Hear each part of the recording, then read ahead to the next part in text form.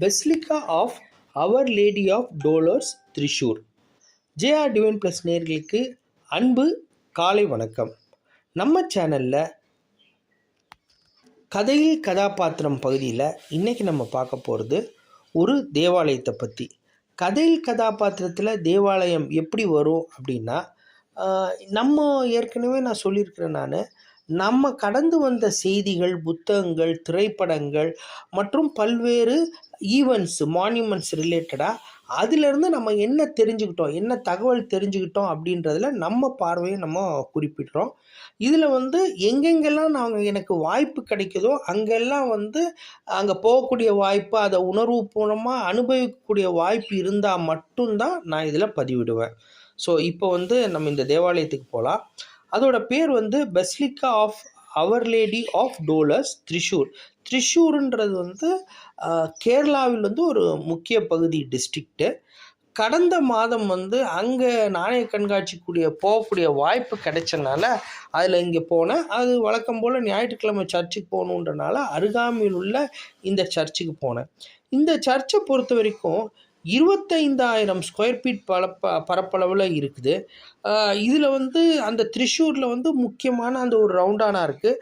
அந்த ரவுண்டானாவில் ஆல்மோஸ்ட் எந்த ஒரு மதத்தினுடைய மீட்டிங்காக இருந்தாலும் சரி, ரொம்ப ஃபேமஸாக இருக்கிற இந்த யானை திருவிழாவாக இருக்கட்டும், மற்ற எந்த பொலிட்டிக்கல் மீட்டிங்காக இருக்கட்டும், இது எல்லாமே அந்த இடத்துல தான் இருக்கும்.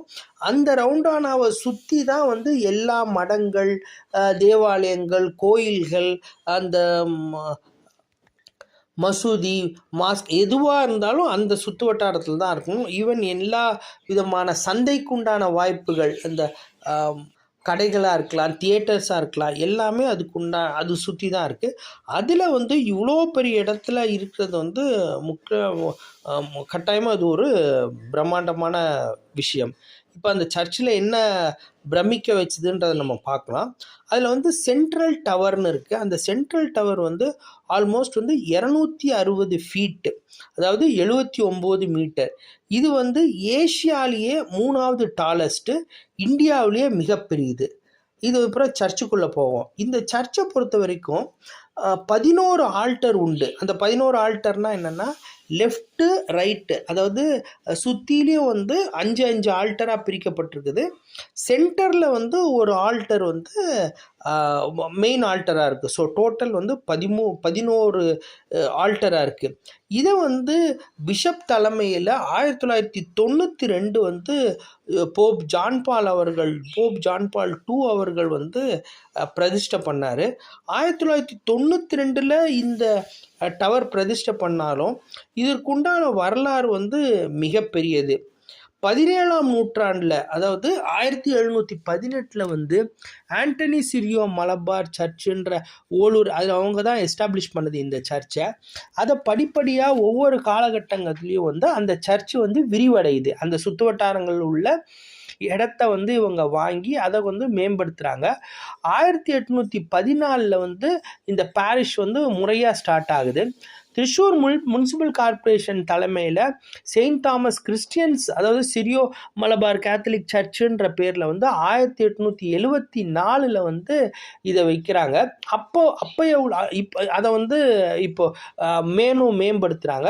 அப்போ உள்ள பிஷப் திரு இலியாஸ் மெல்லோஸ் அவர்கள் இந்தியாவுக்கு வராங்க. இந்தியாவுக்கு அதையும் இதை சுற்றிலையும் உள்ள எப்படியெல்லாம் டெவலப் பண்ணுன்ற காலகட்டத்தில் கொஞ்சம் கொஞ்சமாக அவங்க சின்ன சின்ன சபைகளாக இருக்கிறத ஒருங்கிணைக்கிறாங்க. ஒருங்கிணைத்து இப்போ உள்ள சிரியோ மலபார் கேத்தலிக்ஸ் சர்ச் அந்த பிரிவின் வகையில் இதில் திருப்பி ரீநேம் பண்ணுறாங்க. ஒரிஜினல் சர்ச்சை மார்த் மரியம் பிக் சர்ச்சுன்ற பேரில் பண்ணுறாங்க. இப்போ இருக்கிற கன்ஸ்ட்ரக்ஷனை ஏற்கனவே சொன்ன மாதிரி 1929 ஆரம்பித்து 42 பிரதிஷ்டை பண்ணுறாங்க. இந்த மாதிரியான அரிய தகவலுக்கு தொடர்ந்து நம்ம காணொலியை ஃபாலோ பண்ணுங்கள். தெரியணும், தொடர்ந்து இந்த மாதிரி தகவல்கள் வரணும் அப்படின்னா பெல் ஐக்கானை ப்ரெஸ் பண்ணுங்கள். குறிப்பாக உங்களுடைய சொந்தம் மற்றும் நட்பு வட்டங்களுக்கு பகிருங்க.